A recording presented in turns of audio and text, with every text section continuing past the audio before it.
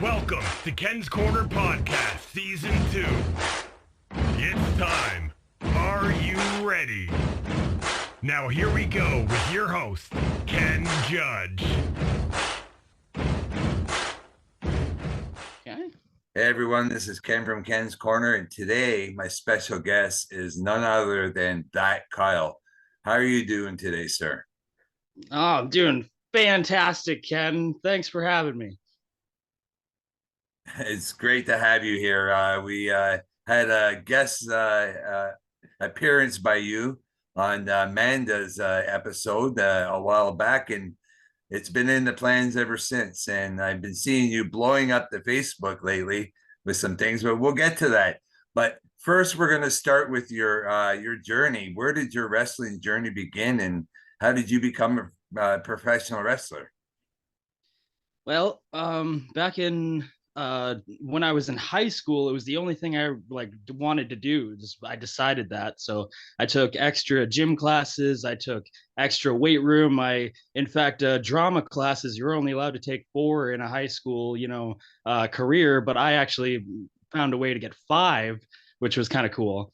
And then from there, I moved to Richmond Hill. I lived with a friend of mine and his family, and I went to Rob Fuego's squared circle training. My very first day, it took me 26 tries to learn a headlock with Tomer Shalom yelling what an idiot I am the entire time. So, so that I was like 18, I believe, or 19. I think I was 18 or 19 at the time, and basically spent 3 years at Squared Circle, and I was involved in a battle royal for after my first year. Had my first match 2013 against Shane Saber in Hamilton. Um, and then yeah, there was a big gap there for a bit though. After 2016, there's a bit of a gap. Just because life happens, and like I said, I was super young when I started, so I didn't even know how to be an adult. You know what I mean? So I had to take a break for a minute, and I'm still learning. But I feel like I'm a better version of myself than I was, especially back then. So I imagine that helps when it comes to the whole relative success or whatever, so to speak. Yeah, exactly. Now, you were talking a bit about your first match with Shane Saber. I know he's one heck of a wrestler. How did that go for you? Oh, he's fantastic. In fact, during that show, the ring in question was actually not the greatest in terms of structurally. So the ring ropes were essentially useless for our match. So, I had all these ideas and, things I was going to do off the ropes and stuff like that. And then it turned out just minutes before we were about to go out that we were kind of told, like, hey, guess what? Like, no ropes. Like, you know what I mean? So, we did what we could, and able to. He's incredible, so he was able to kind of carry my ass. So that was great. But yeah, I think we had a great match. In fact, definitely a good debut. Like for me, like I've seen way worse. And in fact, I'd say that my debut as that Kyle was like a way probably a less technical showing for sure than my debut as Adrian Anarco. Now, you mentioned your name. I was wondering where that moniker came from. Well, it was gonna be Aiden Anarcho, and the reason for Anarcho was because I was looking for a style of punk music that started with an A that I could name myself after, because I knew I wanted an AA name so that I could use the anarchy symbols as like little gimmicks or whatever. So I knew I wanted an AA name, and it was like literacy, right? Where like Stan Lee names his characters like Reed Richards and stuff like that. Like you know what I mean? Like Peter Parker, it's always A and A or P and P, whatever. So I wanted something like that. So it became Adrian Anarcho when it became named after Little Nicky's brother in that movie. Because I was inspired by him as a little bit with the like the British poshness, as well with the goth look and stuff like that. I really enjoyed that. So that's a little bit and a little bit Sex Pistols inspired too, and like you know and I used moves like inspired by like Johnny Saint, you know what I mean, and like Nigel McGuinness, and like 70s World of Sport. Like I'm a huge 70s World of Sport fan, so like try to use a bunch of stuff from that. And where did that Kyle come from? The Well, memes. obviously your name, but Yeah, mostly it was how the did you memes. end There up was with? with that Pardon Kyle. me. Well, what happened was it was the memes. The internet kind of told me what my personality was supposed to be. You know what I mean? Being named Kyle, I'm supposed to drink monsters, punch drywall, have daddy issues, blah blah blah, whatever, right? Ride dirt bikes, cause mayhem, whatever, right? And so I kind of saw that and laughed at it, and I was constantly being tagged in all the posts and everything like that. So, and I thought to myself, wouldn't it be hilarious if somebody took that and kind of made something of it in wrestling? So I kind of like had it in the back of my head, and then when the opportunity arose to face Warhead at No Ring North Volume 2 during the pandemic, I was able to bring it to life, so to speak. So I was just Kyle, and then that Kyle actually came from a event poster that I guess whoever made it didn't want me to just be Kyle. It looked a little boring on the thing, so they just wrote that Kyle. And I guess what that comes from is like, everybody knows that Kyle. You know what I mean? Like from the memes, from the internet, everybody knows that Kyle, and that's me. Like, you know what I mean? I love it. I love it. Yeah. Um, where I was wondering, what style of wrestling do you consider that Kyle to be? I don't have like a set style, so to speak, because I'm inspired by so many different like different avenues, so to speak. Like I would say that I lean away from such things as like high flying, because like I'm not necessarily good with heights, number one, and I'm not the most athletic on the planet. Like I can surprise people, like based on what they think I can do, but like I am limited slightly. So I tend to stay away from like lucha and like high flying stuff like that. But I do enjoy like the brawling style with like the strikes and the beating somebody down in the corner. I even have some real good submissions and some real good technical stuff I've been working on and whatnot. I have a really great bridge. I don't know. I would definitely say technical wrestling's my favorite though. Guys like Zack Sabre Jr. or guys like Nigel McGuinness or like I said before, Johnny Saint, like the guys that can take just the basic foundations of what pro wrestling is and take it and make it something spectacular is like it's masterful. I agree. I agree 100% with you there. Now, we're going to do something here that it's actually the first time I'm going to do it, but we're just going to take a quick break from our messages from Miranda Daw. Hello, Wrestling World. It's Miranda Daw here with our neighborhood realty brokerage coming to you today. When you are ready to power bomb your way into the real estate world, please give me a call, 705-927-8458. If you're ready today, give me a call. My website is mirandadaw.ca, and I'm also offering my gardening services with all my listings, even the buyer side. Give me a call. I'm here for you anytime. Miranda Daw with our neighborhood realty brokerage, 705-927-8458. Thanks for those messages. And we're now back with that, Kyle. How are we doing now, Kyle? Oh, just great. It feels like it's been so You're long. still there? Yeah, Oh, you're yeah. hanging in with me here. Thanks. Yes, sir. Well, this is a good part of this program. Where can we see that Kyle coming up in the future? Where can your fans find you? Well, I know I'm going to be in Oshawa this Sunday, June 18th at Sikorsky Hall in Oshawa for ACW, taking on Adrian Astar and Tyler Arrow in a hardcore match. You can see how that came about on my YouTube channel, where there's a nice little promo where I go to the Oshawa markets and make a mess of their training signups and stuff, which is fun. And then July 22nd, I know what I'm doing because I've sort of already, because the thing is like it's a multi-man match with several teams in it. I am able to pick my partner. I'm not going to reveal that now because New Frontier has yet to announce it themselves, so I'm not going to do that. But I know what's going to happen, and it's going to be awesome. So, July 22nd in Port Hope for New Frontier.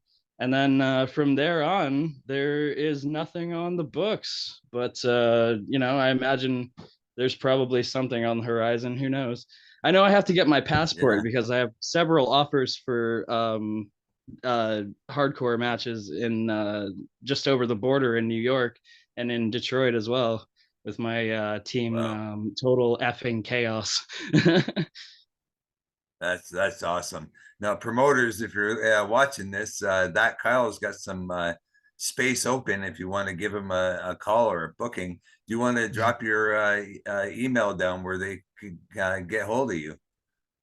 Oh, sure. Yeah. It's book.kyle@gmail.com. Real easy. It's the only thing about me that's easy. Now we're going to move on here. I'm going to talk a bit about this tournament that you've been involved in of late that I've seen on Facebook. I believe that you came out on top in the end. Do you want to explain what that tournament was and what it was like for you? Sure. Basically, what it was is in Ontario, there is one uh, hardcore wrestling company known as Deathproof that years and years ago closed because of the champion Shawnee passing away.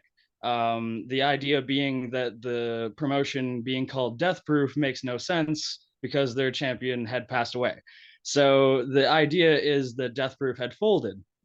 In its place, No Ring North took its place, and I was actually involved in the tournament to crown their first champion, which I made to the finals of and was not successful.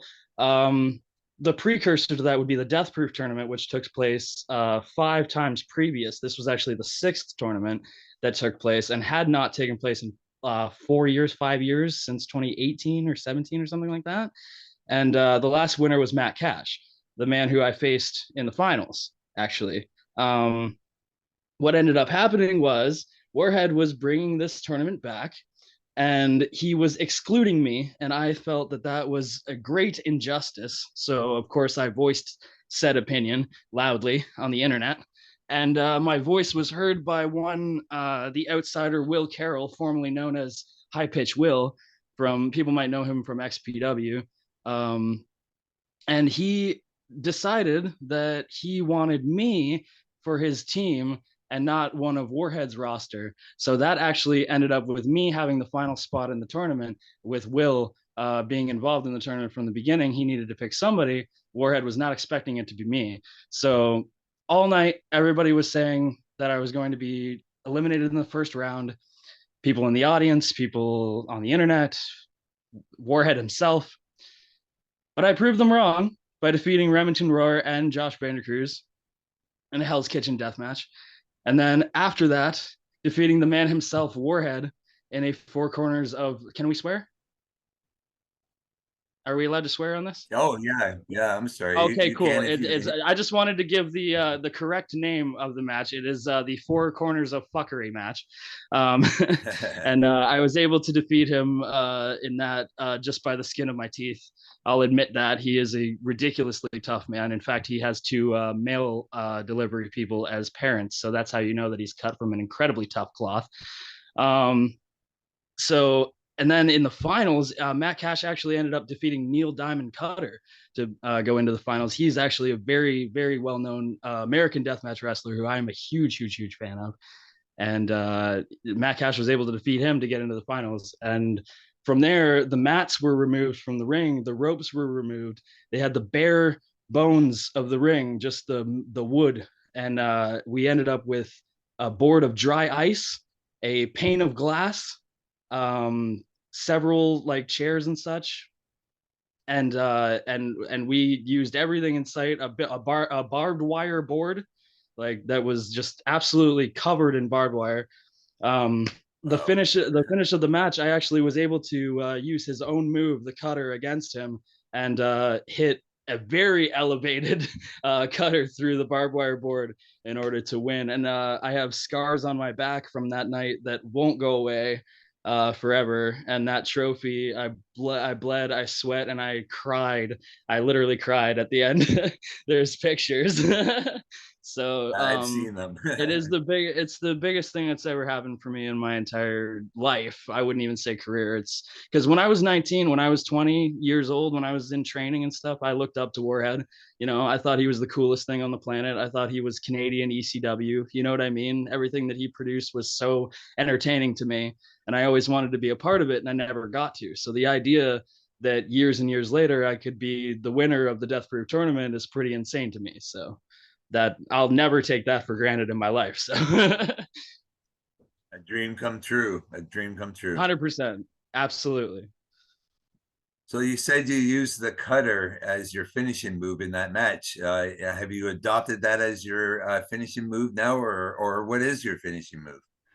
I do find that the cutter is a bit overused, but my plan to use it actually came from the fact that Matt Cash actually does use it as a finisher. And the idea being that I want to humiliate him and use his own move against him. So actually what I do like to do is take moves from certain opponents that I actually like respect a lot and adapt them into my own. So I will be using a cutter, and Matt Cash is the inspiration for it. I've also taken moves from Madman Pondo, the Green Phantom, Neil Diamond Cutter himself, and you know, several others that inspire me for sure. So you move him And around a bit, is my what you're finish. telling me. That's What's that? Sorry. Pardon me. I was just Sorry. saying. So you move your finishing moves around a bit. Sort of. I adapted this thing called the Kyle Driver. It's essentially a pedigree from behind. It looks like you're setting up for one of those homicide gringo killers, and then but you don't pick the guy all the way up like in a vertebraker. You kind of just go down to your knees like a pedigree instead, and it's pretty devastating when I'm able to get a hold of it. But it's quite a complicated move. And the last time I used it, I sat on a guy's face by accident. So I haven't used it since November of last year. So I am actually trying this new move out called the Nukem High Knee, where it's essentially a GTS, but instead of a fireman's carry setup, it's a vertical suplex setup. So I kind of like half suplex the guy in the air and then knee him in the face and drop him on the ground. Yeah, I like that. I like that. That's great. Now we're going to talk a little bit about something else now. You've put up a challenge, I believe, on Facebook for anyone to come and meet you at KFC. What exactly is this about, Kyle? Again, it comes from the internet. The internet is a gift that keeps on giving. A meme popped up on my feed that said, I have deleted everyone on my friends list that I would not fight in a KFC parking lot. Therefore, I hope I never catch any of you in a KFC parking lot. So I laughed at that so hard, and I made a post about, you know, blah blah blah KFC parking lot, and my fans, being who they are, knowing who I am, they thought to themselves like, how funny would it be if Kyle, you know, showed up at a KFC parking lot ready to fight people, right? So I thought to myself, if this continues to be funny after like 3 days, I'll actually go to the KFC parking lot and actually, like, you know, take pictures and actually, you know, film a promo and stuff. And I did a bunch of stuff in the KFC parking lot. Actually, we spent a few hours filming stuff and like taking pictures, and it's actually come to the point where I have people like sending me like pictures that they posted of themselves in KFC parking lots, ready to fight me, all the way from Quebec all the way to Owen Sound. You know what I mean? All over That's the place. great. That's Everybody wants great. to fight Kyle at the KFC parking lot. So Well, I suggest the people that are watching this podcast, if you really want to fight him at KFC parking lot, get to a KFC parking lot first, but be ready for a fight, because I know my friend that Kyle, and you're in for a good one if you actually stand there. Now I'm just going to leave the floor open to you to speak about anything that you want to close off this interview. Oh man, cool. Well, there is a side effect to the whole KFC parking lot whole dealio. It's not over, by the way. King Freddie Crow is a man who holds a title called the Frisians TV title, the Ring of Terror Championship, and it is essentially what is the Canadian Deathmatch Championship. first won by Akira in 2022 in a tournament that I was in that I did not reach the second round of, but I almost did. Um, and since seeing that belt, I've always wanted it. It's off the shoulder of Akira, and King Freddie Crow was able to take that belt from Akira. And since then, I have had my eye on Freddie Crow because I do love FML. I do love wrestling from Quebec. I'm a big fan of Maria Belmont, big fan of the Pink Panthers. I love Quebec wrestling. So my idea is, since I'm semi familiar with everybody in Quebec, being there twice already, I figured there's somebody there that wants to see that Kyle versus Freddie Crow, because there's two hardcore guys and whatever that have championships. And well, there's a few now, but honestly, come on now, Freddie Crow and that Kyle, the Frisians TV Ring of Terror Championship versus the Deathproof tournament winner, is it's definitely a draw anywhere, whether it's in Ontario or in Quebec. So Freddie Crow, if you're listening right now, I've already put out the challenge. I've already said to you that there's a new king in town, and if you want to dethrone me, you meet me in a PFK or KFC parking lot. You meet me at an FML event. You meet me at any event for that title, and you will prove that you are the hardcore man in Canada, the man in hardcore. And if you do not win, you will stand in that ring and you will say that that Kyle is the king of hardcore. And that, Ken, is my challenge to King Freddie Crow. So I hope you're listening, Freddie Crow. Maybe we'll get a response from him. I'll reach out to him and see what he has to say about that Kyle's words here today. Thank you so much for joining me today, that Kyle. I'm Ken. I'm from Ken's Corner, and I've been here with my very special guest, that Kyle. Thank you, sir. Thank you, Ken. And don't forget, Total Fucking Chaos Incorporated. Follow us on everything. Yeah, and if you like what you're seeing, please hit subscribe on Ken's Corner Podcast on YouTube.